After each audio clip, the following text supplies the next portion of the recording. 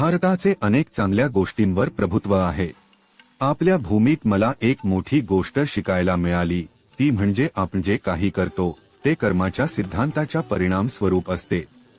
आपल्या कृतींचा परिणाम जर अनुकूल असेल तर आपण आनंदी होतो, जर ते अनुकूल नसतील तर आपण लगेच नाखुश होतो। आपल्या कृतींचा परिणाम, मग ते काहीही असो, ते कृतीवरच अवलंबून असते।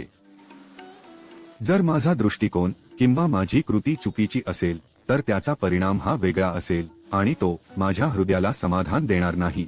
आणि मी किती चांगली योजना केली आहे यावर ही कृती अवलंबून आहे।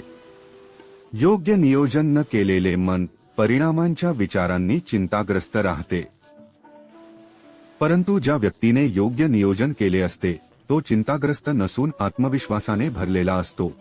त्यामुळे तयारी आवश्यक आहे आणि त्याआधी योग्य विचार न करता तुम्ही योग्य नियोजन कसे कराल?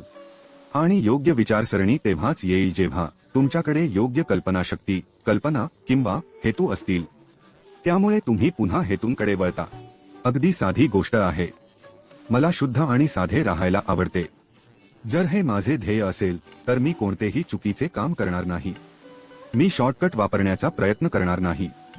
संस्थेसाठी क्लिष्टता निर्माण न करता माझे काम यशस्वी करण्यासाठी जे काही करावे लागेल ते मी करेन, कारण व्यक्तिगतरित्या मी क्लिष्टता सहन करू शकत नाही। ध्यान करणाऱ्या मनासाठी ते ओझे आहे।